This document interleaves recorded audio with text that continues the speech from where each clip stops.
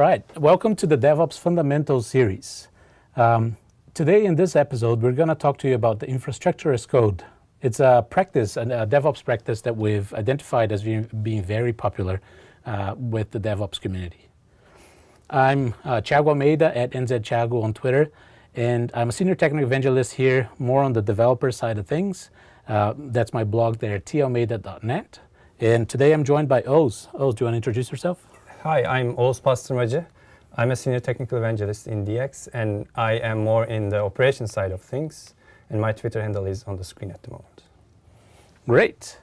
So, if you're looking at the software lifecycle wheel there, infrastructure as code mainly fits within the release section because technically you don't really need to deploy the infrastructure until you are doing a release to an environment. Of course, it also fits into develop and test as well a little bit, so that you have to develop and create the infrastructure for your other environments as well. So if we're talking about infrastructure as code, what we mean is that it's a practice where you define the infrastructure of all the environments that are going to host one or more of your solutions or applications, and you use scripts and other files to do that. And you keep those scripts in the same source code repository or a different source code repository as the development team is using, so that you can have versioning of it, and you can also share the same environment description across multiple environments. Also, depending on the infrastructure that you're using to host your applications, you can do it imperatively with PowerShell scripts, Bash scripts, or other types of scripting, or also declaratively by configuration files that will be interpreted and then executed. Or, of course, you can do both. Yeah, combine them. Combine the two and then execute those across your multiple environments. There's a series of value adds that you get from this. You can see there optimized resources, accelerated delivery, a significant number of testing and deployment defects will happen when the environments are not aligned between each other. So defining the underlying infrastructure and then repeating that across the environments will reduce quite a lot of that. It also helps your development team, if you have them separate from ops team, to have a say in what the infrastructure will be in production and other environments, so that there's more of a communication between the teams, which is the whole idea of DevOps as well. Actually, this is really one of the very important aspects of infrastructure as code. Forrester has a paper about this, infrastructure as code, the benefits, and they did a survey with like 300 people from enterprise companies. And one of the main things that came out of this survey is the developers and the operations team should be using the same tools, like same languages. I'm not talking about, the operations team should be learning to be a hardcore developer, but the two parties should be deciding on something that they would like invest time and efforts, like training budget, on that language or product. Cool. So, if you watch the first episode that we had, DevOps, an introduction to DevOps, we sort of introduced this idea of a DevOps frame where we map 300-level technologies back to the DevOps. So in this case here, we have at the 100 level, the people, business practices that DevOps defines. So you can think of it like treating your infrastructure as commodity, having teams working with each other and similar practices like that. And then that sort of goes into infrastructure as code, which is the practice we're talking about today. Then finally, you can look at using ARM templates from Azure or Chef and Puppet with Microsoft Azure or other cloud providers. And that's the mapping that we have for this specific DevOps practice. All right, so we're going to get into it and show some demos. The best part. The best part. So to begin with, I'm going to cover the infrastructure as code with Azure Resource Manager templates. So Azure Resource Manager templates, they are templates that you use to define your infrastructure that will then be deployed to Azure. So to show you an example here, I have Visual Studio Code with a template here, DocumentDB website, And in here you can see we have parameters that are passed in via the parameters file so that you can change the parameters for this specific definition of your infrastructure. We have variables for in case you want to set values that will be used throughout your template. And finally, resources. In the resources section is where you define exactly what infrastructure you're going to deploy. So in this case here, I have a DocumentDB database account. I have a server farm, or an app service plan is what they're called now. And then finally, a website. And you can go as far as defining things like, for the website, I want to add an app setting called DocumentDB endpoint and reference the database account, the DocumentDB database account that was created earlier with the endpoint there. So once the website is up and the DocumentDB is already deployed, you can then link the two together and you have app settings for that. So to show you here, what you would do is you would do a Azure, from the Azure CLI, you would do Azure group create, give the name of the Azure template group that you're creating, a location, West US in this case, the file that's going to define the infrastructure, which is the one I just showed you, DocumentDB website.json, and then finally a parameters file. To show you the parameters file, we have it here, and the only property here is the name of the project. Then I'm going to use that name across all of the infrastructure that I'm creating. So if I run this, that should kick off creating a new group on Azure. So that's run, and that basically told Azure, start creating this group for me. And I can also just do Azure group log show, and then the name of the group, Thiago DocDB node. And that should give you a list of all the logging that's being done for that group as it's being created. So you can see here, it's actually just started deploying my solution. A little bit more advanced on Windows. Let me just log in here. And you can use PowerShell or even the portal to do exactly the same thing. Yes, exactly. So here on a Windows machine, what I wanted to show you is from Visual Studio 2015, you can create a new project, and under Cloud, you have Azure Resource Group. For the Azure Resource Group, I'll just leave it with that name. You can see it has some existing templates here that you can take advantage of, like let's say a web app plus a SQL database. And that will go ahead and create that template file that I showed you from my Mac, and also create the parameters file that you need for this. So if we have a look at the solution here, you can see templates, website, and SQL database. One cool thing from doing this in Visual Studio is that it also gives you a JSON outline here, listing all the parameters, variables, and the resources that you might be defining as part of your template. So you can see here it's defining a SQL server. Inside a SQL server, it's defining the database, a hosting plan, the website, and some settings for that website as well. And then finally, to show you a full-on definition in using ARM templates, we have the sample Parts Unlimited that you might have seen us mention before in this series.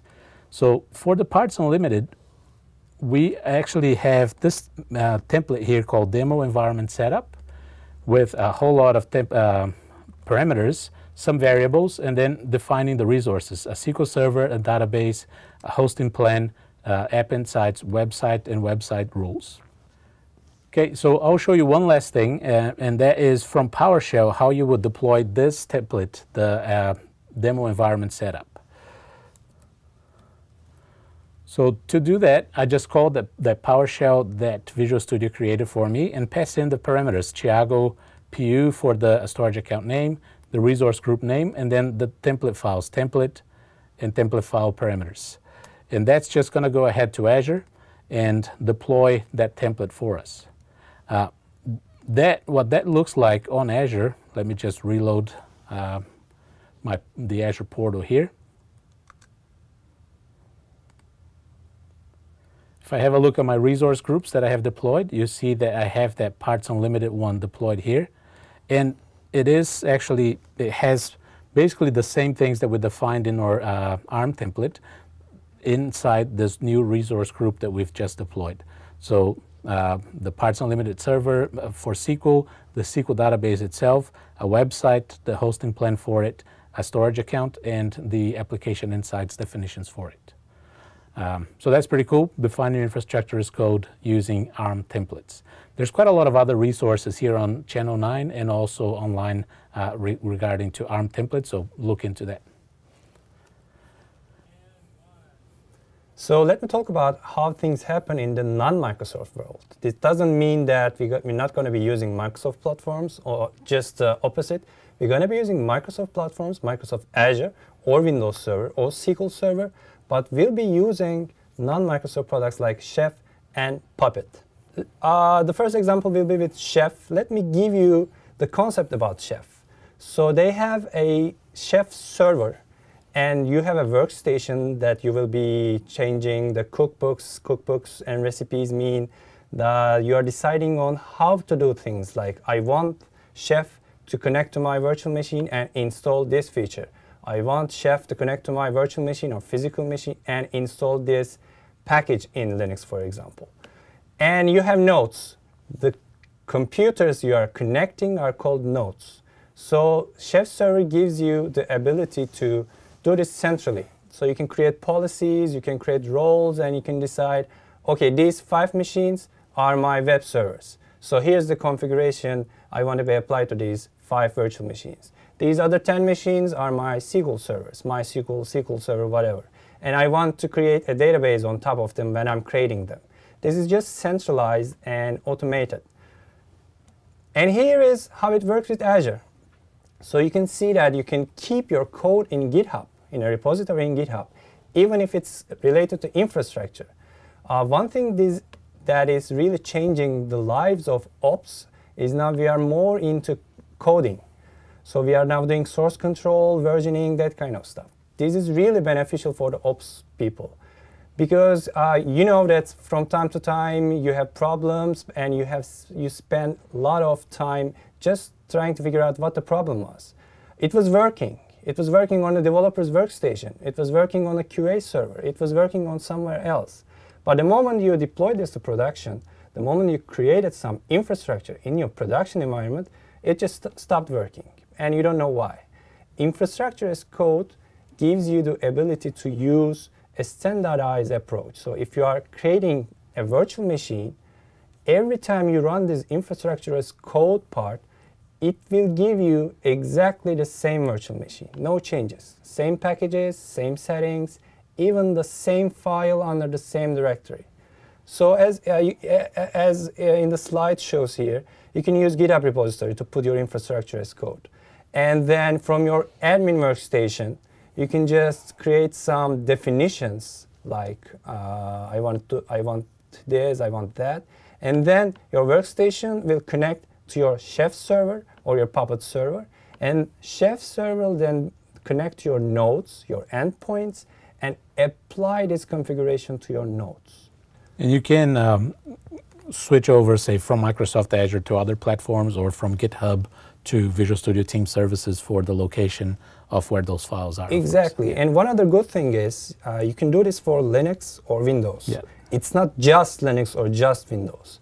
So you can have you can be using just one product for all of your infrastructure in your company.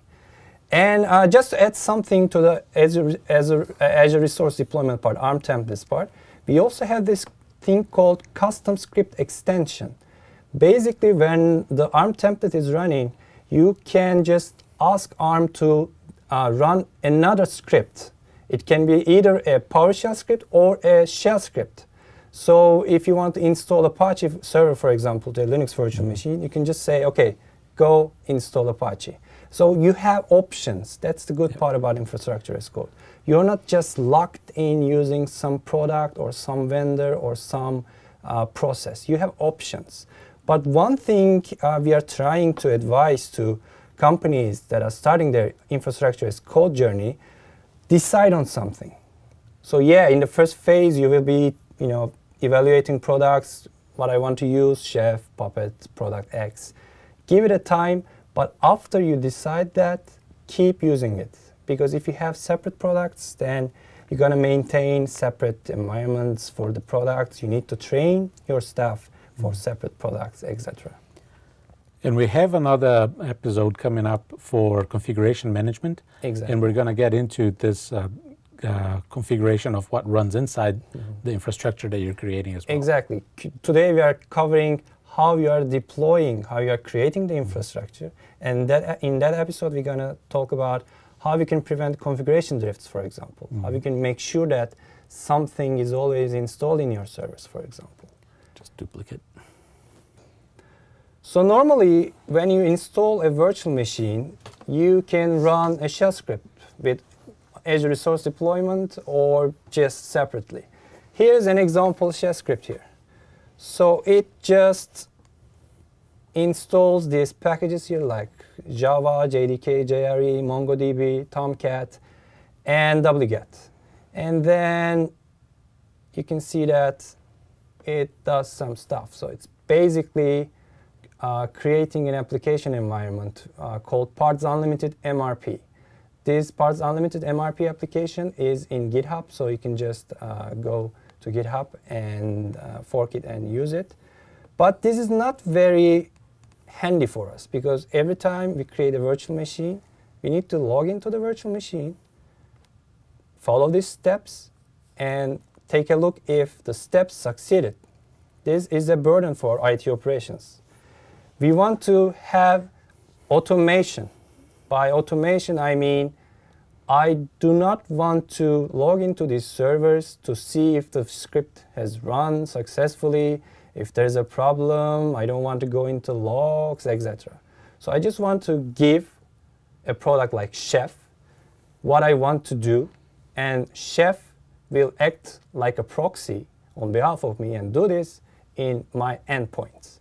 So instead of running the script manually, you can create a chef recipe or chef cookbook. Basically, you convert your shell script or you convert your workflow into a Ruby file. Chef uses Ruby, so you can see that the packages, the shell script is doing exactly the same in Chef. Or you can do this with Puppet. The Chef and Puppet, the idea behind these two products are really similar. So you have a centralized console that are connecting to your nodes and deploying infrastructure. And this is, again, my Chef recipe to deploy this application. And what you need to do is you can have a Chef server. And you have options to even deploy Chef server itself. You can either use hosted Chef, which means you just sign up and start using a Chef server maintained by Chef company itself, or you can deploy your own Chef server, and we have a ready marketplace image in Azure. You can just go to marketplace and search for Chef server. You can either use your own license or you can just use the licenses coming with Azure. And same is valid for Puppet as well. It's really simple. It's just like creating an Azure Resource Manager deployment. You just decide on the name, number of nodes, etc., and it just starts running. Here's my hosted Chef server. So I have organizations. So you may have different infrastructure for different departments. So you can just create different organizations, or you can even have different companies being managed by the same Chef server.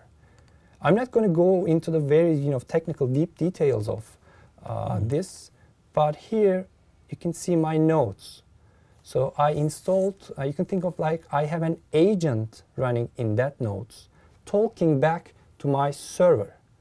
Like in every X seconds, you decide on how many seconds, like every 60 seconds, it connects to the Chef server and asks, hey, do you have anything new for me? Do you want me to deploy anything? And it is not just limited to features, packages, etc. in the VM. You can also deploy Azure resources like Azure Virtual Machines, storage accounts, etc. So by using Chef or Puppet, you can just create your environment from scratch automatically. You don't have to do anything. And here are my nodes. You can see that the uptime, last check-in, things like that. And basically, here is my Chef workstation. This is the command to bootstrap a node, meaning you don't even have to install Chef agent to the endpoints by logging into them. I'm just using my Chef workstation, and it connects to my endpoints and installs Chef client, and then it runs the recipe or cookbook. For example, the application I showed here. So it's that simple. And another good thing is you can do this for like 1,000 endpoints. You can just say, okay, I want NTP to be installed in all of my Ubuntu 14.04 virtual machines in my environment. Let me show you an example file for Puppet as well. It's really similar to Chef. You can see that you are in charge of everything. You are in control. You can even decide that, okay, I'm going to use one workflow, and I want to decide, I want to use it for different distributions of Linux, for example. The NTP package is named differently in different distributions, so you can even say, okay, if this is gonna be run on a CentOS or Red Hat machine, go install NTPD. If it's going to be on a Debian Ubuntu machine, go install NTP because the service name is different. So this is really flexible and gives you the option to deploy things. And here's how you can deploy virtual machines, Azure virtual machines with Puppet, using the service manager, the classic mode, and also the resource manager mode. So Puppet can connect to your Azure subscription and use your Azure subscription to deploy infrastructure automatically. This is really important because one of the other benefits of infrastructure as code is preventing human errors. I mean, this is maybe the coverage of love songs, but really, people make mistakes. Even if it's a very simple thing like, okay, I'm gonna log into my server, change the name of the server, add it to another domain. You know IT, you know the daily life of operations. It's like firefighting all day long. So somebody can just come and say, hey, we need you right away. Just leave what you're doing and come with us. So you go, and when you're back, you just miss step 2. It's a very simple thing, but you may miss. These products, they don't miss a step. If there's an error, it just tells you, there was an error in step 3.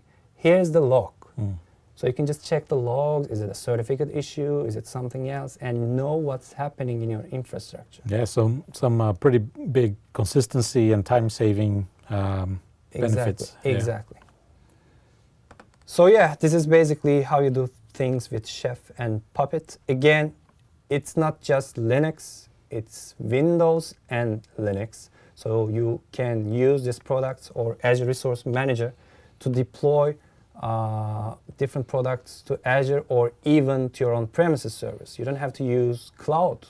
You can use your on-premise infrastructure to deploy resources. So it's really one of the very basic and foundational steps that any company should take because it's beneficial for both the developers and operations. So start small. Don't try to go big and do everything at once. Like, I'm going to automate my whole infrastructure. I'm going to just click a button and everything will deploy. No, baby steps. First, try to understand how it works deploying virtual machines. Then, try to understand how it works with deploying something else. And then you can just move step by step. Of course, the final destination is hopefully automating everything. Using infrastructure as code for everything.